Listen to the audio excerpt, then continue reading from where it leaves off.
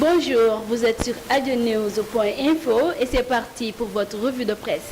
Réforme du Code des marchés publics, le quotidien titre à sa une le niet de l'ARMP.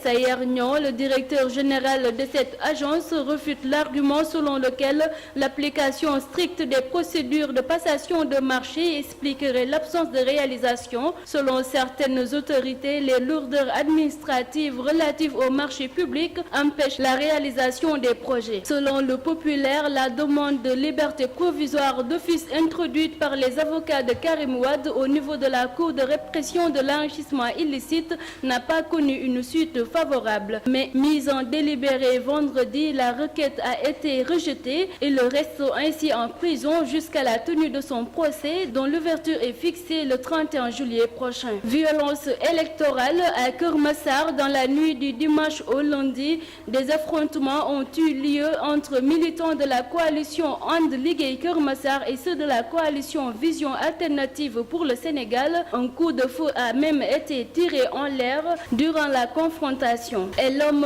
qui a dégainé son revolver ne serait personne d'autre qu'Alassane Ndom, tête de liste de la coalition Vision Alternative pour le Sénégal. Il a d'ailleurs été interpellé par la gendarmerie qui l'a placé en détention. Ses partisans dénoncent un complot dont leur leader est victime, nous rapporte le Populaire. Le respect de la loi est la seule chose qui permettrait de bouder la violence hors du camp politique. C'est la conviction d'Alioune Badara Diop, préfet de Dakar. Il faudrait que les acteurs politiques respectent la loi, ajoute-t-il dans le Populaire. Fait divers, extrémisme religieux sur Facebook. L'agent des impôts et domaines Ismaël Diallo, fils du défunt imam Ratib de Saint-Louis, réclame sur sa page Facebook la destruction des tombeaux des ascendants des actuels khalifes religieux.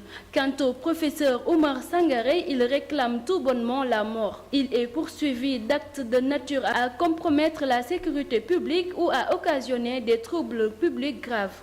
Le responsable du laboratoire biochimie et biologie de la clinique Rahma de Mermoz, Bassirou Diouf, est depuis hier en détention. Recevant sa patiente japonaise pour un prélèvement vaginal, il lui demande de se coucher sur sa table de consultation et avec son téléphone portable, il s'est mis à photographier le sexe de la jeune nippone.